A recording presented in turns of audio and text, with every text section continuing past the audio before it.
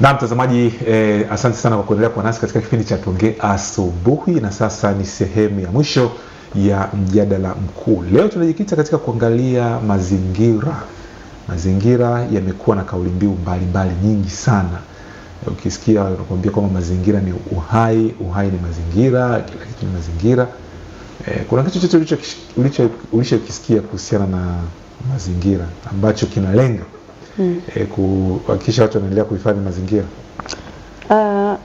Kwanza mazingira tunatakiwa tuyahifadhi, cha kwanza hicho. Kwa sababu tunapokuwa na mazingira ambayo ni mazuri, kuna vitu ambavyo pia tunavipata kutoka na mazingira yanayotuzunguka. Mfano mzuri, misitu, tukiwa na miti, hewa tunayoipata pia inategemea na miti ambayo inatuzunguka. Kwa hiyo tunapokuwa na miti pia hata mmonyoko wa udongo pia inaweza ikasaidia. Lakini endapo mkikata miti, kukoa maeneo hakuna miti, ni tambarare tu, ndio maana unapata shida. Misitu ni uhai. Misitu ni uhai. Kwa hiyo kuna mtazamaji bila shaka nao umeshasikia kauli nyingi tu ambazo zinachagiza kuhifadhi mazingira. Lakini leo tujikita katika eneo la misitu.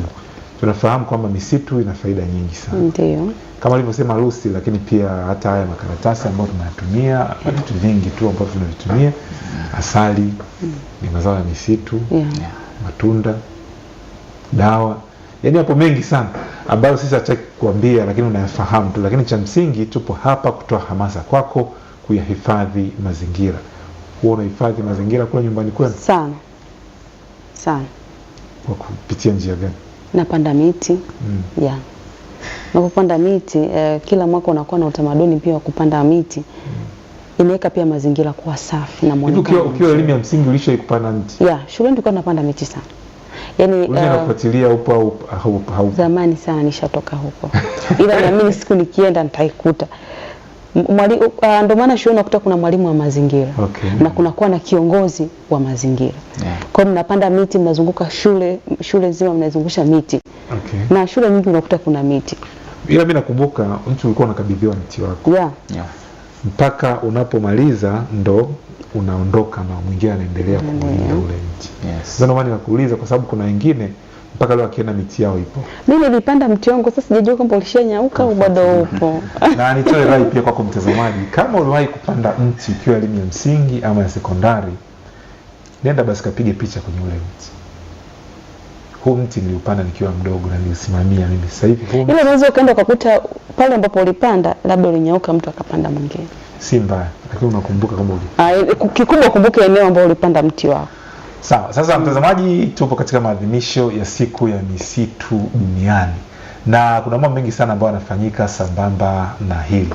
Dunia huwa inakumbushwa na kupewa hamasa kuhakikisha kwamba dunia inaendelea kuwa sehemu safi na salama. Tusipokuwa na misitu, dunia basi haiwezi ikawa salama. Hali ya hewa nzuri ambayo tunaipata, matunda, dawa na mambo mengi sana ambayo tunayapata yanatokana na misitu. Sasa kilele ni tarehe 21 ya mwezi Machi. Lakini sasa hivi mambo mengi yameshaanza kufanyika hapa. Kule Lindi kuna shule ambazo zinafanyika, na nimeambiwa kwamba makamu wa rais Dr. Emmanuel Nchimbi atakuwa pale kwa ajili ya shughuli mbalimbali za hamasa ya uhifadhi wa mazingira. Lakini hapa Mwanza tumefanikiwa kuwa na mgeni. Huyu si mwingine bali ni mhifadhi mwandamizi Emmanuel Mgimwa, mhifadhi misitu wilaya ya Nyamagana. Tupo naye hapa kuangazia maadhimisho ya siku ya misitu duniani. Karibu sana kwenye kipindi cha Tuongee Asubuhi. Asante sana. Nashukuru sana. Na tumekuwa nayo katika kazi mbalimbali za uhifadhi wa mazingira na hamasa. Ni kweli. Sawa. Karibu sana. Asante sana. Kwanza kabla ya kuangalia maadhimisho haya, kuna kauli mbiu pia, misitu ni uchumi endelevu, hifadhi kwa maendeleo ya taifa. Karibu sana. Asante sana. Kwa niaba ya kamishna wa uhifadhi wa wakala wa huduma za misitu Tanzania, Profesa Dos Santos Silayo, nina furaha kubwa kuwepo hapa. Umoja wa Mataifa mnamo tarehe 28 mwezi wa 11 mwaka 2012 uliridhia kwamba kila ifikapo tarehe 21 ya mwezi wa 3 itakuwa ni siku ya maadhimisho ya misitu duniani. Kwa hiyo ni tukio la dunia nzima. Lakini kuna mambo yanafanyika hapa katikati kuelekea kile kilele chenyewe. Shughuli za uhifadhi tumekuwa tukifanya siku zote, lakini sasa kuelekea ile tarehe 21 huwa tuna mambo mbalimbali ambayo tumekuwa tukiyafanya. Ndio. Kwa hiyo kwa kifupi ningeweza kutoa tu trend ya status ya misitu yetu tulionayo. Maana kuna swali ambalo lilikuwa linakuja hapo kwamba utuambie hali ya misitu kwa mfano katika eneo la kanda ya Ziwa. Ndio. Nyie asubuhi, mchana, jioni ndo kazi yenu. Sahihi kabisa. Hali ipoje kule? Asante sana.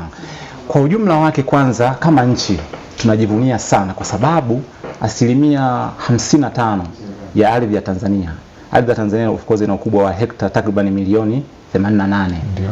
Lakini 55% ya hiyo ardhi ni maeneo ambayo yamehifadhiwa, ni misitu. Kwa hiyo tunapoongelea maeneo ya misitu ni almost hekta milioni 48.1. Sehemu kubwa sana. Kwa hiyo sasa, na kwa uhifadhi huo Tanzania imekuwa ni nchi ya 8 duniani kwa kuwa ni eneo kubwa ambalo liko protected, na ni nchi ya pili Afrika kwa kuwa ni eneo kubwa ambalo liko protected. Unaposema protected unamaanisha nini? Ambalo limelindwa. Ambalo linalindwa. Ambalo linalindwa. Kwa hiyo tunayo furaha kubwa kwamba asilimia kubwa ya maeneo yetu, asilimia 55 ya nchi yetu ni maeneo ambayo yametengwa kwa ajili ya shughuli hizi za hifadhi. Na mchanganuo wake kwenye hiyo, naweza nikatoa mchanganuo katika aina mbili. Karibu. Kwamba katika hizo hekta milioni 45, asilimia 45 ya hiyo misitu inapatikana katika maeneo ya ardhi za vijiji, asilimia 45. Okay. Lakini asilimia 35 inapatikana katika maeneo ambayo sasa ni misitu na wanyamapori. Katika asilimia 35 tupo sasa sisi TFS na wadau wengine wa wanyamapori. Lakini asilimia 7 ya hiyo misitu inasimamiwa na serikali za mitaa, local government. Lakini asilimia 7 nyingine inasimamiwa na sekta binafsi na kadhalika. Kwa hiyo tunayo furaha kwamba sisi kama nchi tumefanya jitihada kubwa sana kwenye kulinda hizi rasilimali za misitu kama nilivyotoa hizo takwimu kwa kifupi. Na Afrika sisi ni wa pili. Sisi ni wa pili. Ni kitu cha kufurahisha sana. Na unafikiri ni kwa nini tumefanikiwa mpaka kufika katika hali hiyo? Moja, commitment ambayo tumekuwa nayo kama nchi, utayari wa viongozi wetu, lakini na sisi wahifadhi na wananchi kwa ujumla wake ambao tumekuwa nayo. Ndio. Yes, lakini la kuongezea hapo, ndugu mwandishi, kaka Bernard na dada Lucy, la kuongezea kwamba katika nchi yetu tuna takriban aina 7 za misitu kulingana na uoto. Aina 7 ambazo tunazo kulingana na uoto. Kwa aina ya kwanza tunasema ni mountain forests, misitu ya milimani. Okay. Mountain forests. Hii misitu kazi yake kubwa, inadaka maji, ni kama dakio la maji. Inadaka maji, inayahifadhi, inayatoa taratibu na kuzuia uwezekano wa kutokea kwa mafuriko. Mfano hii misitu ya Tao la Mashariki, wanasema Eastern Arc Mountains, ni mfano hizo mountain forests. Hiyo ni aina ya kwanza. Okay. Lakini tuna aina ya pili hiyo ya misitu. Ndio maana misitu ya milimani huwa inalindwa sana. Tunasema dakio la mvua. Yes, catchment forests. Asante. Ndio. Aina ya pili ambayo tunayo tunasema ni lowland forests. Lowland forests tunasema ni misitu ya tambarare, nyanda tambarare. Tunasema hii ni misitu ya mvua. Inafanana, unaweza kutolea mfano msitu wa Amazon ule, kutolea mfano wa misitu ya Kongo. Lakini sasa kwa sisi huko kanda ya Ziwa, mfano hiyo misitu ya lowland tunaweza kuipata kwenye wilaya za Sengerema, kwenye wilaya ya Sengerema hifadhi kama za Kome, Maisome, lakini hata ukienda pale Lubondo, huo wote ni ukanda wa lowland forests. Ni misitu ambayo sifa yake kubwa, ina wingi wa bioanuwai iliyoko pale. Na species na viumbe vinavyopatikana pale mara nyingi vinapatikana maeneo yale peke yake. Okay. Kwa hiyo lowland forests ni aina ya pili. Lakini pia tuna hii aina ya tatu ya misitu tunasema ni misitu ya mikoko, mangrove forests. Hii misitu protected sana, na nitaielezea kidogo hapa kwa nini tuna wivu nao mkubwa sana kwenye kuilinda mikoko hiyo mangrove forests. Kwa Tanzania inapatikana pwani. Ukiangalia tu kwenye mpaka wa Tanzania na Kenya, ukishuka mpaka wa Tanzania na Msumbiji, hapa katikati hapa, kwa maana ya Tanga mpaka Mtwara, hapa katikati tuna almost kilomita 1428 ambazo mle ndani kuna mikoko ambayo ina takriban hekta 158. Okay. Kwa ile mikoko iko na Mungu alipotujalia sisi hapa Tanzania tuna zaidi ya tuna aina 9 za mikoko ambayo tunayo pale. Kuna kwa kutaja kwa uchache, tuna moja inaitwa Rhizophora mucronata, majina ya kisayansi, na mikoko nishaisikia hapo ni aina hapo tunazo takriban aina 9 za mikoko. Kwanza leo hataji tena Rhizophora mucronata au Abyssinia merina aina ya unajua bige hapa kila sehemu ina lugha zake. Hizi ni lugha amesema za kitaalamu kulingana na misitu. Na sisi waandishi tuna lugha zetu. Unataka ujue misitu wote. Na sisi waandishi tuna lugha. Mfano nikimwambia hapa postmortem hataelewa. Yeye anaweza akajua ni ile anania upande wa usalama. Lakini na sisi tuna postmortem tunatafsiri kivingine. Kwa hiyo tuendelee. Sasa uzuri wa hii misitu yetu ya mikoko, kwanza ina uwezo mkubwa sana wa kufyonza hizi hewa ukaa. Nafikiri nikisema hewa ukaa tunaelewana. Hekta moja ya mikoko ina uwezo wa kufyonza hewa ukaa. Hekta moja hewa ukaa inaweza ikafyonza kwa takribani tani 800 mpaka tani 1200 kwa hekta moja.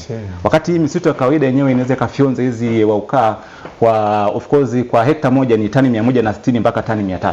Kwa hiyo mikoko ina uwezo mkubwa sana wa kufyonza hewa ya ukaa kutokana na hizo shughuli za viwanda, mimi na wewe leo tumekuja kwenye kipindi hapa tumetumia usafiri, tumetumia vyombo vya moto. Kwa hiyo kuna hizo hewa ukaa ambazo zinatoka, mfano hizo hewa ukaa tunavyojua carbon dioxide, chlorofluorocarbons na zingine za kutaja kwa uchache. Mikoko inafyonza vizuri sana na tunailinda kwa wivu mkubwa sana. Na tunajivunia kama nchi kuwa na eneo kubwa la mikoko ambayo liko well protected, zinalindwa vizuri sana. Lakini pia aina nyingine ya misitu tulionayo tunasema ni misitu ya matajiwazi.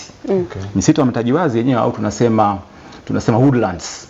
Yenyewe imegawanyika, tunasema woodlands ambazo zimejifunga, closed and open woodlands. Kwa mfano ukiangalia misitu hii kanda ya magharibi, kutokea Tabora, unaambaa Kahama, unakuja mpaka Biaramuro. Hii tunasema kwa kanda yetu hii, tunasema hii ni misitu ya matajiwazi. Kwa hiyo imegawanyika katika maeneo mawili. Uzuri wa hii misitu ya matajiwazi yenyewe inapokuwa ikikua inaacha nafasi kuruhusu mwanga kupita ili ile miti mingine iko kule chini, vichaka na nini viweze kukua. Yes. Kwa Tabora unajua sana. Kwa hapo kwa Tabora. Tabora kuna misitu mingi. Ndiyo. Na umesema kwamba kuna misitu ya mikoko, kuna misitu ya nini, umetaja hapo. Tabora mikoko hamna. Nimetaja tu kwenye aina ya misitu ambayo umehitaji. Ndiyo. Na umesema kwamba mnailinda kwa wivu sana. Mnailindaje hivyo kwa wivu unavyosema kwamba hiyo misitu mnailinda kwa wivu? Asante sana. Naomba nimalize hizi aina afu nitakuja tunailindaje hiyo misitu yetu. Naomba niruhusu hilo. Sawa. Naam. Na aina nyingine ambayo inafuata tunasema ni thickets. Yaani ni kwa mfano ukiwa Itigi, maeneo kama ya katikati mwa nchi yetu, maeneo kama ya Manyoni hapa, tunasema ni thickets. Yaani ni misitu ambayo kwanza haina wingi mkubwa sana wa species zilizoko pale, lakini pia imetokana na either uharibifu uliopita nyuma, kwa hiyo ipo katika transition. Na aina nyingine ambayo ya msitu tulionayo hapa Tanzania ni misitu ya kupandwa. Kama nchi tuna eneo kubwa sana la misitu ya kupandwa. Shamba kubwa la miti ya kupandwa tunalo pale South Hill, Iringa. Lakini kwa bahati nzuri sisi kanda ya Ziwa, wana kanda ya Ziwa, tuna shamba kubwa namba 2 la miti ya kupandwa kwa maana ya eneo tunalo pale Chato, inaitwa Silayo Forest Plantation. Ndiyo. Kwa hiyo kwa kifupi sana hizo ndio aina ambazo sisi tunajivunia kuwa nazo za misitu. Lakini sasa kitu kingine cha kuongezea, katika hii misitu tulionayo inakadiriwa kuwa na species, aina za uoto, aina za mimea zaidi ya mimea 10,000. Species 10,000 zinapatikana hapo. Lakini wake up call ni kwamba zaidi ya aina 2,000 zipo katika hatari ya kutoweka kutokana na shughuli za kibinadamu. Ambapo sasa tunafanyaje, imekuwaje, nitaeleza katika mazungumzo yangu. Sawa. Sasa kwenye mnafanyaje katika mazungumzo, na mtazamaji umemsikia ndugu yetu Emmanuel Ngimo akieleza vizuri kabisa. Na nafikiri wewe ni mtu ambaye unatakiwa kufuatilia zaidi, kwa sababu watu ambao wanasababisha msitu kupata athari na vitu kama hivyo ni wewe mwananchi. Sasa aliuliza swali ambalo tuliliweka pending kidogo. Naomba sasa tulijibu hilo. Ukiacha tu mikoko na misitu mingine kwa ujumla, sasa tunafanya nini katika kuhakikisha kwamba tunailinda kwa wivu mkubwa sana? Kwa mfano mamlaka yetu ambayo ina jukumu hilo. Karibu. Asante sana. Sisi wakala wa huduma za misitu Tanzania TFS, katika kusimamia hizi hifadhi zetu za misitu, kwa sababu kama tunavyojua hifadhi zetu nyingi za misitu zinakabiliwa na changamoto mbalimbali za ukataji wa miti, aidha kwa ajili ya uchomaji wa mkaa, utengenezaji wa mbao, lakini pia kilimo cha kuhamahama, lakini pia kwa mfano kwa kanda ya Ziwa huko tunajua kuna hizi mining activities, uchimbaji. Kwa hiyo watu wanakata wanasema matimba, wanakata wanasema, lakini sasa yale matimba kwa mining timber wanasema ni matimba. Kwa hiyo sasa sisi wakala wa huduma za misitu tunafanya nini? Moja kabisa kubwa la msingi ambao tumelifanya kwa mfano kwa huko kanda ya Ziwa, tumeandaa mipango ya usimamizi wa misitu. Kanda ya Ziwa tuna takribani misitu 24. Katika misitu 24 tuna msitu mmoja wa mazingira asilia unaitwa Minziro, ambao kwa ujumla yake misitu ya kanda ya Ziwa ina ukubwa wa almost hectare 347. Kwa hiyo tumeandaa mipango ya usimamizi. Kila msitu tulionao kanda ya Ziwa una mpango wa usimamizi. Katika mpango wa usimamizi tumeainisha huu ni msitu wa aina gani, unafaa kwa matumizi gani, lakini pia kwenye kuiainisha mipango ya matumizi pia tunafanya kitu moja kinaitwa social economic study. Tunashirikisha jamii kujua jamii inatarajia nini kutoka katika ule uhifadhi wa misitu. Kwa hiyo moja ni kuandaa mipango ya usimamizi wa misitu ambayo ndio working tool. Ni kama msingi wa nyumba. Unakuwa na msingi wa nyumba ndio unajenga nyumba. Kwa hiyo sasa tuna mipango ya usimamizi wa misitu. Kwenye kila msitu ya kanda ya Ziwa tunayo. Hilo la kwanza. Lakini la pili tunalolifanya, tumefanya nini? Moja, la pili ambalo tumelifanya, tumeimarisha mipaka ya hifadhi zetu za misitu. Mpaka imeimarishwa. Mwananchi ajue kabisa eneo hili la msitu linaanzia hapa linaishia hapa. Liko protected. Kwa utaki kwenda kufanya shughuli zozote bila pasipokuwa na kibali. Utaki kwenda kuingia kwenye hifadhi ya msitu pasipokuwa na kibali. Kwa hiyo tumeonyesha mipaka kwa uwazi. Tumeweka mabango, mipaka imesafishwa, inaonekana vizuri. Kwa hiyo hilo na sisi tunaliona kama ni mafanikio kwa sababu pia linapunguza migogoro. Na nje ya kusafisha kwenye hiyo bonda kwenye uimarishaji wa mipaka, kwa hiyo tumeweka mabango, tumeweka beacons and signboard tumezionyesha huko ndani. Kwa hiyo uimarishaji wa mipaka ni kitu ambacho tumekifanya kuja kukabiliana na hiyo changamoto ya swali ambalo limeulizwa. Lakini kama wakala wa huduma za misitu Tanzania TFS kwa kanda ya Ziwa hatujaishia hapo. Pili, tumejenga nyumba za askari, forest ranger posts. Kwenye kila hifadhi tunazo hizo ranger posts, kwamba tunataka sasa yule askari kazi yake anaamka hifadhini, anafanya kazi hifadhini. Yaani mimi nikiamka nione miti, niilinde, nirudi nilale. Kwa hiyo tumeimarisha ranger posts, tumezijenga ambazo vijijini alafu misitu iko vijijini. Kwa hiyo tunazo ranger posts maeneo mbalimbali katika hizo hifadhi 24 ambazo nimezielezea, na hiyo pia imekuwa ni sehemu mojawapo ya kuimarisha. Lakini pia tunafanya doria dhamana kwa mara. Doria zinafanyika, lakini sisi kwa sasa tunafanya doria za kimkakati. Tunafanya doria ambazo zinatumia teknolojia. Utumiaji wa teknolojia katika doria unapunguza gharama za doria, lakini ile value for money ya kazi zetu zinaonekana. Kwa hiyo hilo tumelifanya.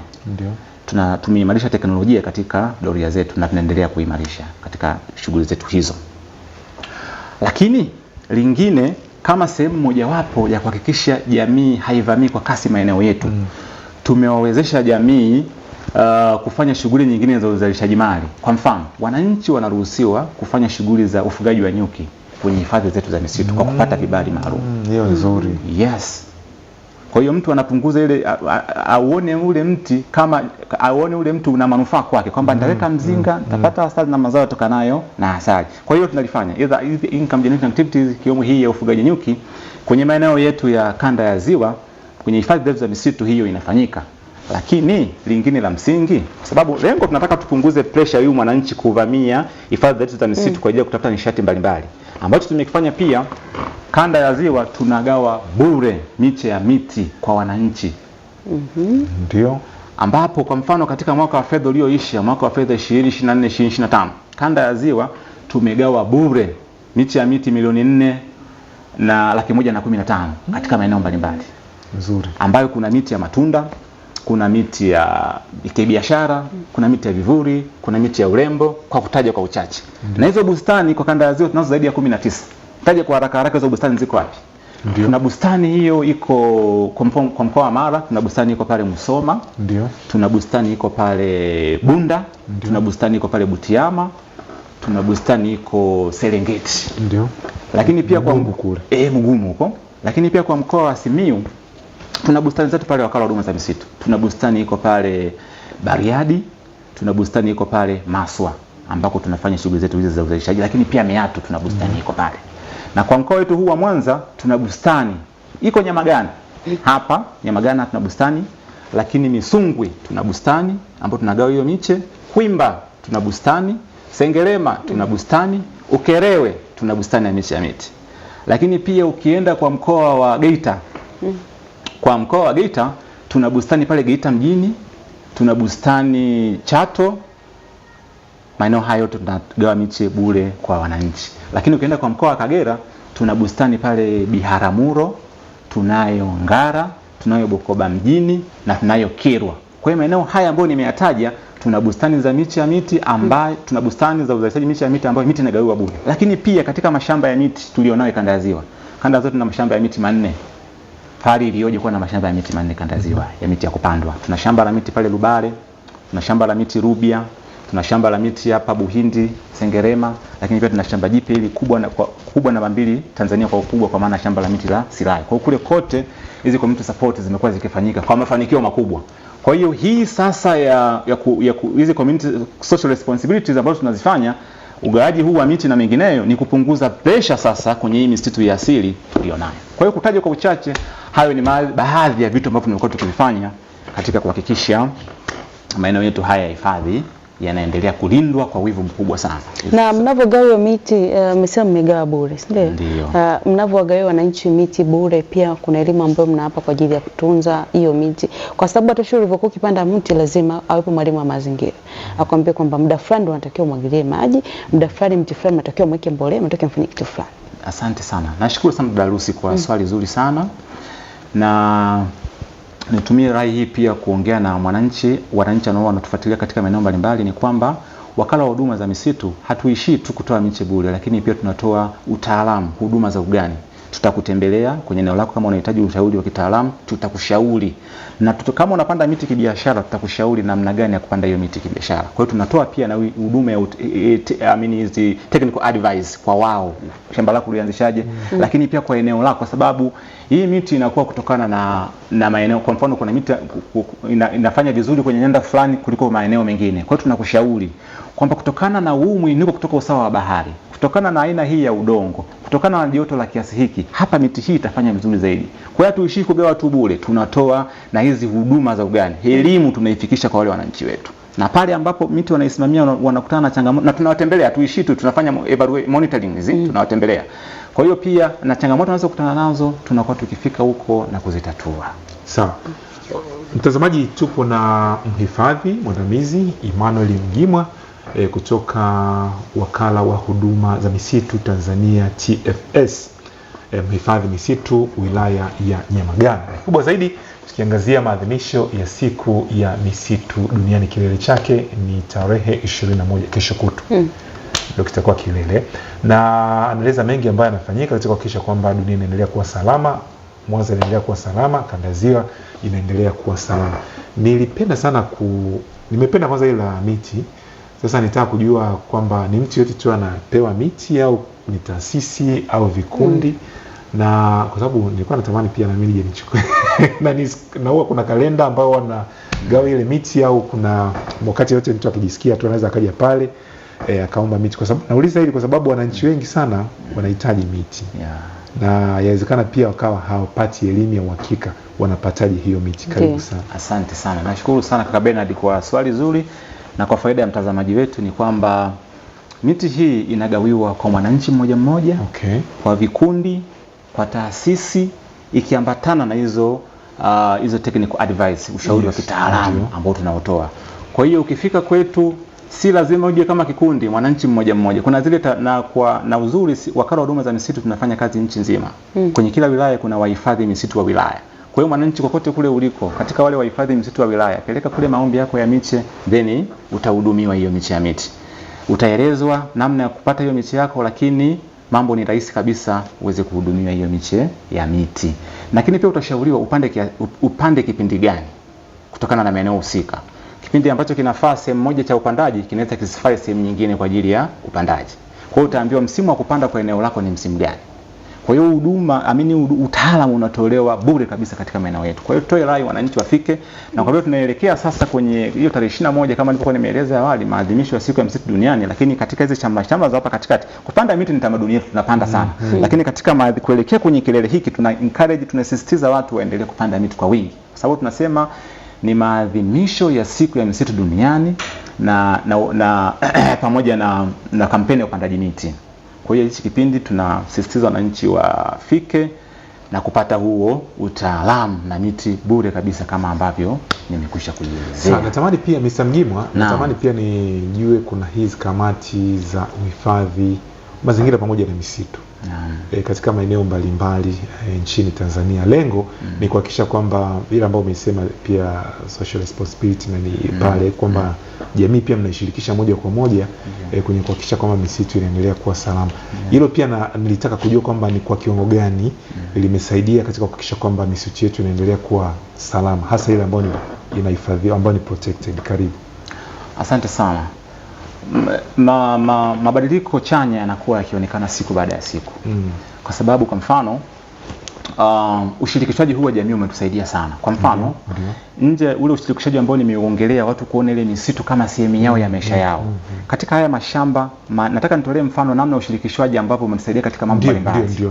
Kwa mfano katika haya mashamba ya miti manne tulionayo kanda ya Ziwa, kwa maana ya Rubale, Rubya, Buhindi na Silayo. Kule kuna wananchi wenzetu wenyeji wa maeneo ya jirani wamepata ajira katika mashamba yale, ajira katika bustani zetu, ajira katika misimu ya upandaji, ajira wakati wa kufanya zile shughuli mbalimbali za usimamizi wa misitu yetu. Kwa hiyo kuna ajira rasmi na zisizo rasmi ambazo zimepatikanika kule. Kwa hiyo ni sehemu ya watu pia kuona zile hifadhi ni sehemu ya maisha yao. Lakini pia ufugaji wa nyuki katika hifadhi zetu, kwa sababu sasa wananchi wanakuwa na ile uhimilivu au wanakuwa na kipato. Kwa hiyo ile pressure kwenye hifadhi zetu za misitu imekuwa ikipungua siku baada ya siku, ingawa tunaendelea kuhamasisha wananchi kuendelea kwa pamoja kushirikiana katika kuhifadhi hii misitu tulionayo na tuliojaliwa na Mwenyezi Mungu kwa wingi wake. Unajua hata wakati mwanadamu anaumbwa, kwa sisi ambao tunaamini katika ukiangalia ile historia kati ya Adamu analetwa duniani, kazi ya kwanza ambayo alipewa ilikuwa ni kuitunza bustani ya Eden. Ndio. Kwa hiyo kwa lugha nyingine kwamba kazi ya kwanza ambayo mwanadamu alipewa ilikuwa ni kulinda miti.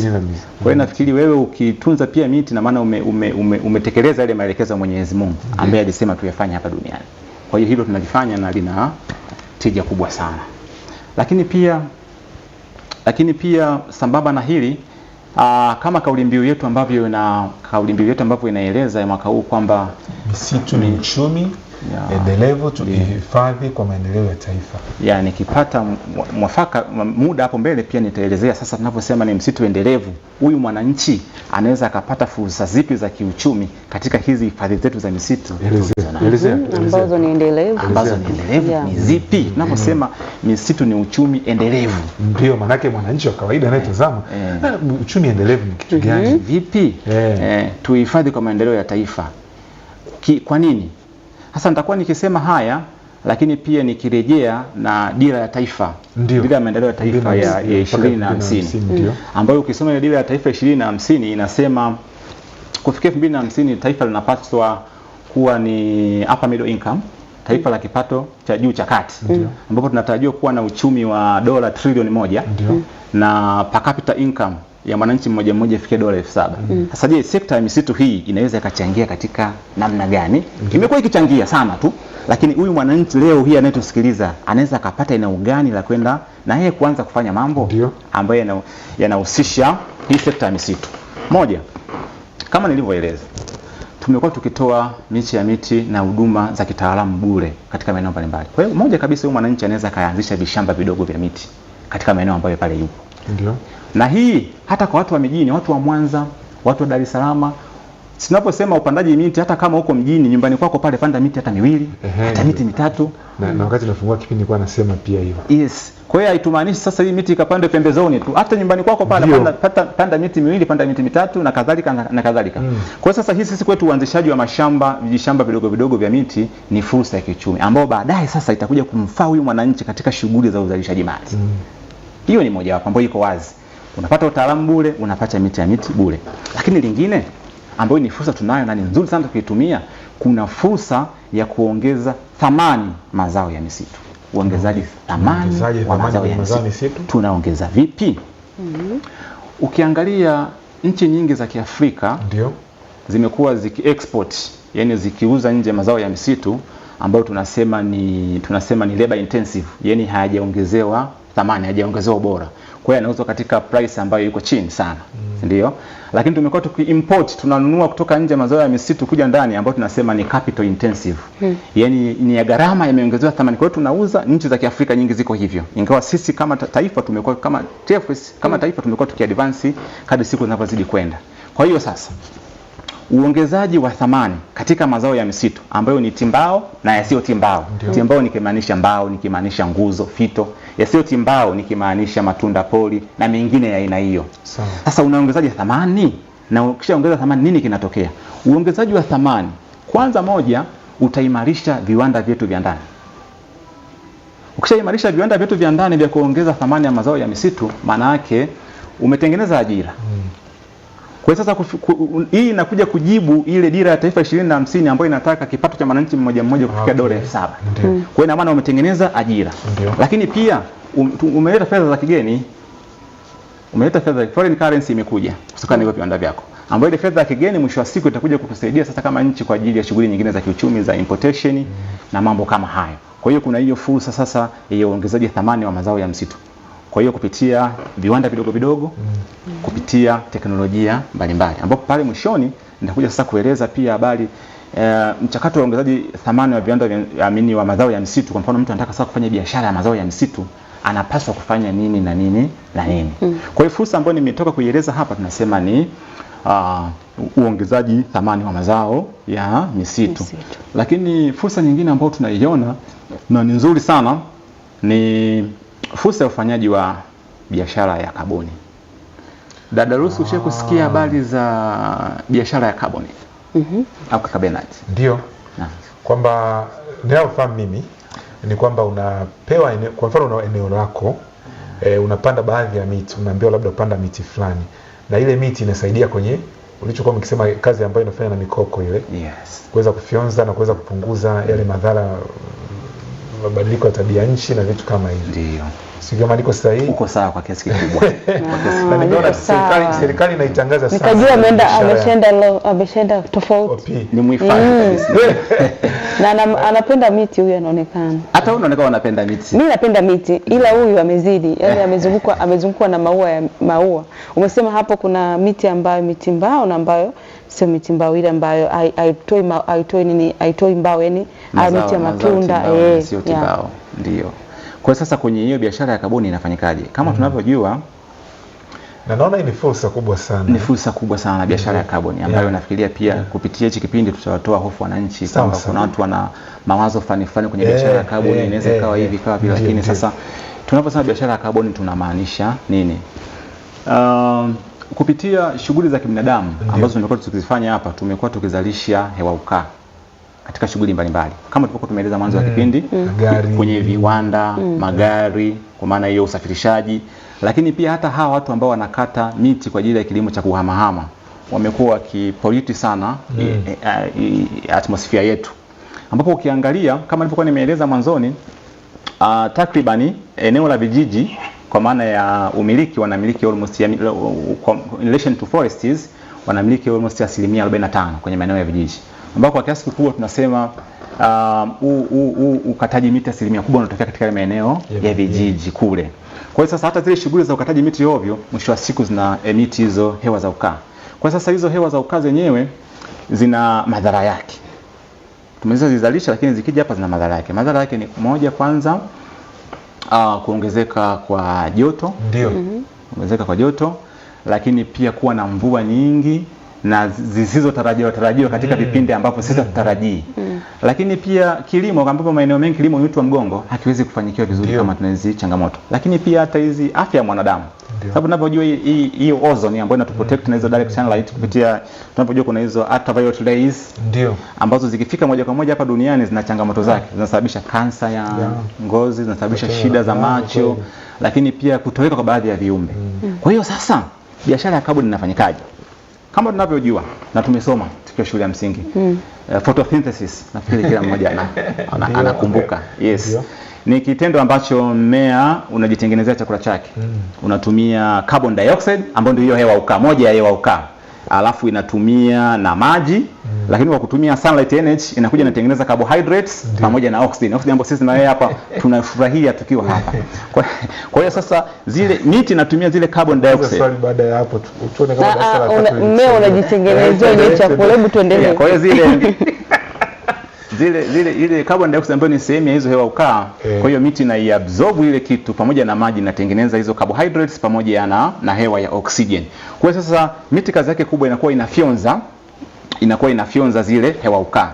Kwa hiyo sasa katika mikutano mikubwa ya mataifa mbalimbali walikubaliana kwamba kila mmoja sasa kwenye shughuli zao za viwanda atalipia ule uharibifu ambao anakuwa akiufanya.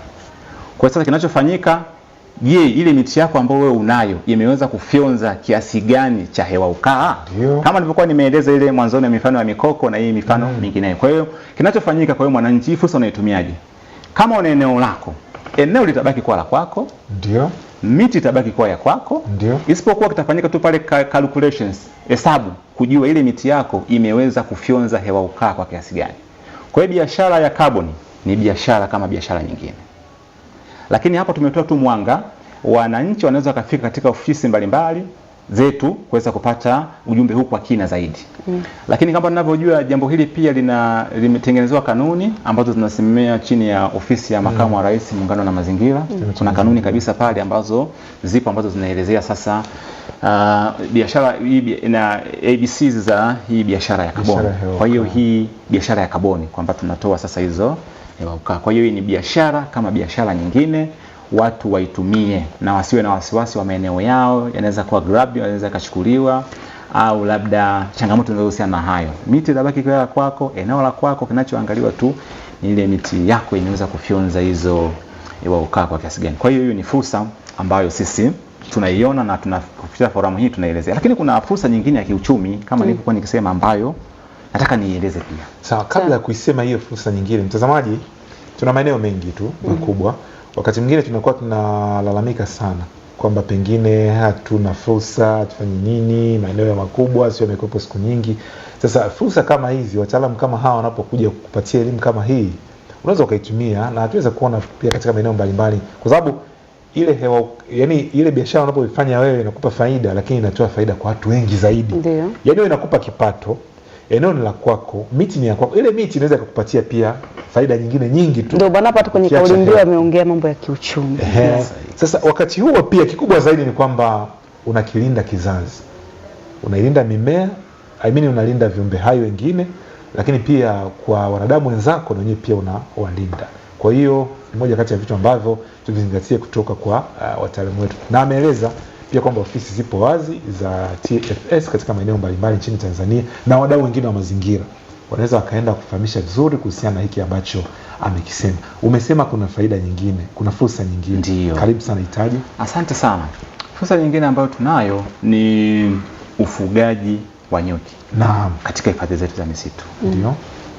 Bahati nzuri iliyoje, eneo letu kama nchi lina potential, lina fursa ya kufanya ufugaji wa nyuki kibiashara.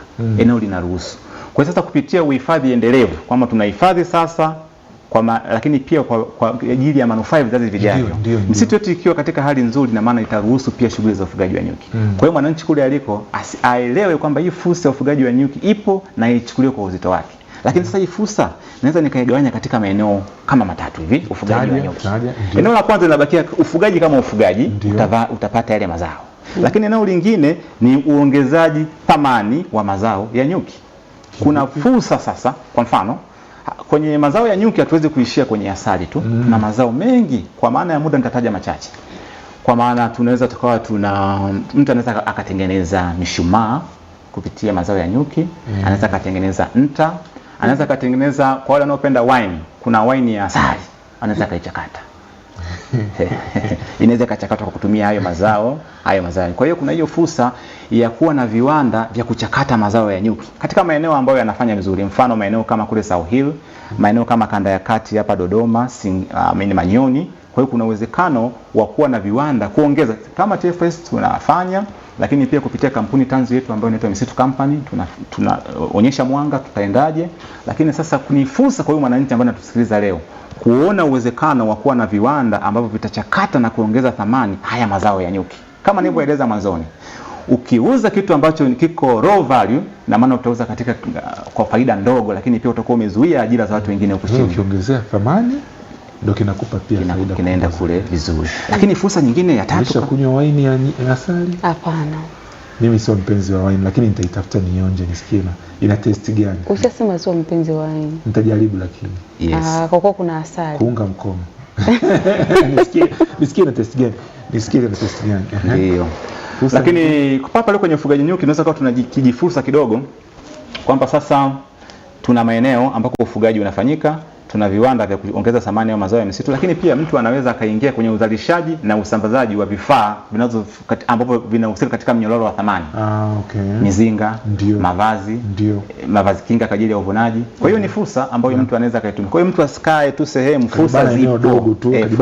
Usibane katika eneo dogo, lazima uangalie zaidi. Kwa hiyo kwa kutaja kwa uchache, tunayo hiyo fursa na eneo letu kwa uzuri wake linafanya vizuri. Na sisi wakala wa huduma za misitu Tanzania tunaendelea kuhifadhi misitu hii vizuri kabisa. Kwa mfano kwa kanda yetu hii ya Ziwa, maeneo ambayo yanafanya vizuri kwenye ufugaji huo wa nyuki yapo. Fika maeneo ya mkoa wa Geita, maeneo ya mkoa wa Simiu, mambo yanakwenda vizuri. Sawa. Anasema habari hapo studio, nimependa sana namna huyo mkuu anavyoweza kueleza vizuri sana. Sawa, anasema ushauri wangu pia watembelee pale stendi ya mabasi Nyamhongolo, wakapande miti ya kutosha, matunda, kivuli na bustani. Haule anapatikana Mwanza, ametoa ushauri wake. Asante sana. Anasema kwamba mkifika pale Nyamhongolo mkapanda miti inaweza ikapendeza pia sana pale stendi ya Magufuli pale Nyamhongolo. Sawa. Naitwa Zuberi Makopa wa Korogwe Tanga. Ningependa kumuuliza kamanda kwa nini sasa hili la kuchukua ng'ombe naomba nisimulize kwa sababu sidhani kama liko eneo lake.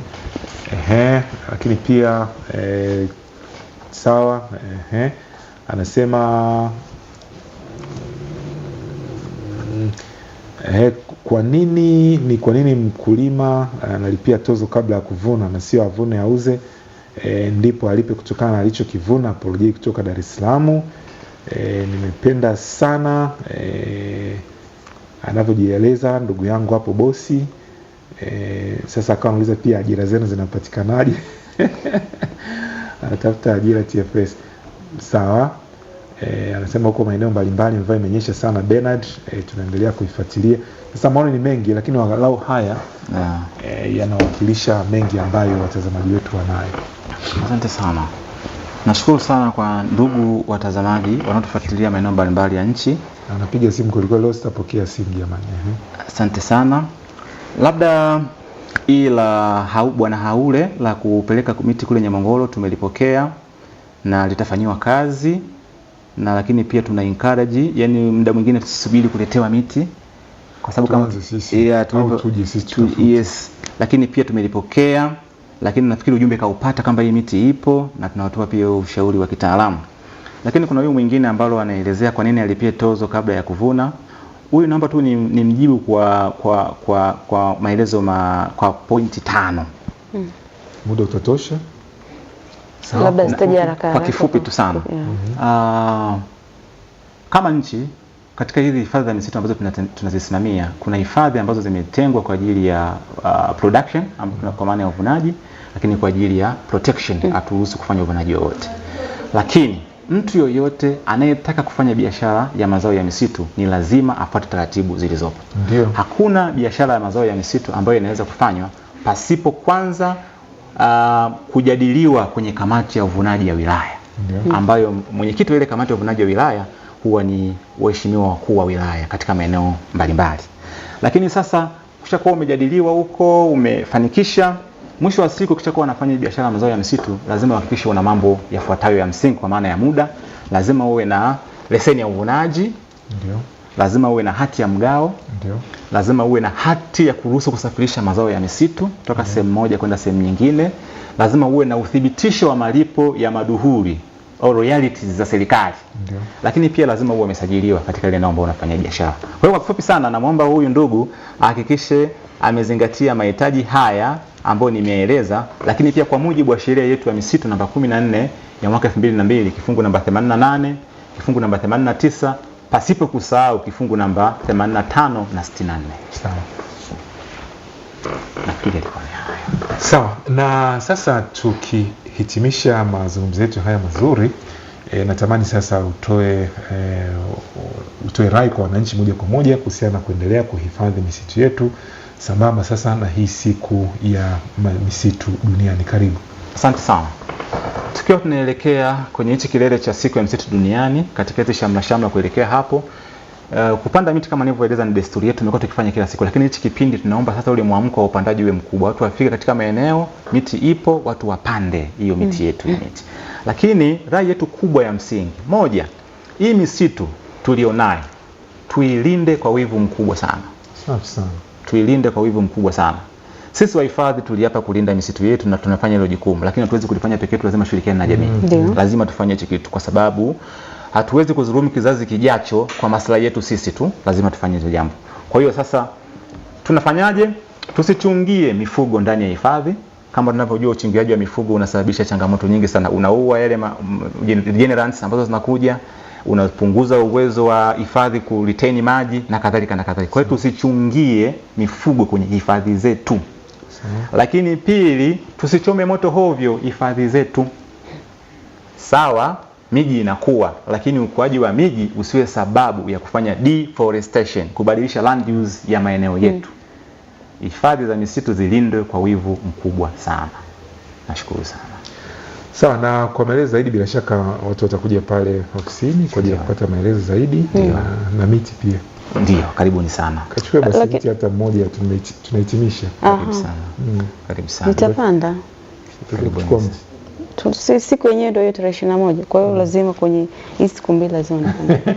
Mr. Mgimo, kuna lote ambalo labda mtalifanya nyie pia hapa, naanza pengine sambamba na hii elimu ambayo tumeitoa hapa, pamoja na kuhamasisha watu waje wachukue miti pengine? Ya, tunafanya mambo mengi hapa ninavyoongea. Watu wako maeneo ya kata ya Lwanima, mtaa wa Isebanda, wako na wananchi kule, wana zaidi ya miti 5,000 inagawiwa bure kwa wananchi na elimu mbalimbali zikitolewa. Kwa hiyo kwa mjini hapa tunafanya hivyo, lakini pia tunaendelea na kampeni yetu. Kwa mfano kwa mjini hapa inaitwa Tunza Mazingira Ng'arisha Nyamagana, chini ya mheshimiwa mkuu wetu wa wilaya Nyamagana Mama Amina Makilagi, ambao tunapanda miti ya urembo pembezoni mwa barabara, tunapanda miti ya matunda kwenye mashule. Lakini hatufanye peke yetu, pia tunashirikiana na ofisi ya mkurugenzi wa jiji la Mwanza, tunafanya hapa. Kwa hiyo tunashukuru sana ushirikiano tunapata wa kutosha na mambo yanakwenda vizuri. Na bustani yetu ipo karibu na ofisi ya mkuu wa mkoa wa Mwanza. Kuuliza mimi najua pale. Iko pale ofisi ya mkuu wa wilaya kwa kule mkuu wa mkoa kwa kule nyuma. Na bustani iko pale. Ambapo pale tuna zaidi ya aina 28 za miti. Tuna matunda ya aina mbalimbali, tuna maparachichi, tuna maembe, tuna stafeli, tuna fenesi, tuna limao, tuna chungwa, ndimu, mpaka fenesi iko pale. Kwa hiyo tunawakaribisha, lakini pia tuna miti rafiki wa maji kwenye vyanzo vya maji, sababu lazima tulinde vyanzo vya maji. Asante sana. Kati yao unapenda upi? Miti gani? Miti yote ya matunda leo. Kwa hiyo wananchi wapande miti. Watu wanapokimbilia malimao. Mtazamaji, panda mti. Mimi pale kwangu kuna mlimao mkubwa sana, kwa mwaka unazaa mara 2. Tatizo mlimao unaweza kaenda kwa nyumba ya mtu mwingine. Kwa anachuma yeye, wewe unapata. Mbona kama unajua hivi? Sawa, Mr. Mgimo, tunakushukuru. Asante sana. Tunakushukuru sana, bila shaka hatuna la ziada. Hapana. Sawa. Mimi na msitu mtazamaji apande miti. Tupande miti. Ukipanda leo mti unarithisha kwa kizazi kingine. Kizazi kikikuta kuna miti na chenyewe kitaendeleza kila mtu. Mtazamaji, leo tukiangazia maadhimisho ya siku ya misitu duniani, kimsingi ni tarehe 21 Machi, lakini sasa hivi kuna mambo mengi sana ambayo yamekushafanyika kama alivyoeleza vizuri sana mgeni wetu kwa siku ya leo. Kwa hiyo tunamshukuru sana mgeni wetu, ni mhifadhi mwandamizi Emmanuel Mgimwa, mhifadhi misitu wilaya Nyamagana. Tunashukuru sana kuja kwenye kipindi, wakati mwingine pia karibu sana. Na tunashukuru sana kwa niaba ya Alex pamoja na Lavit Yaguye. Mimi ni Lucy Mkono. Na kesho pia tupo hapa kama kawaida, bendera chuma, mlingoti chuma. Tutakuja kumwambia pia Simba na Pamba nani kaburuzwa wewe. Kesho tutakuwa na matokeo, lakini tutakuwepo dimbani pia. Sawa, basi kauli mbiu ikisema misitu ni uchumi endelevu, tuhifadhi kwa maendeleo ya taifa, ndio ambacho nikisema basi endelee kuhifadhi misitu kwa maendeleo ya taifa. Kwa niaba wote ambao nimekutajia, jina langu ni Bernard James, bidi asante na tukutakia asubuhi njema. Sasa mimi ni utashabikia Simba au Pamba leo? Mimi au wewe jana? Au wewe jana ulikosa? Mbona umempeleka jana? Yaani chukua leo wewe ni Simba ni Pamba? Mimi ni Simba lakini leo ndashabikia Pamba. Aha, sawa.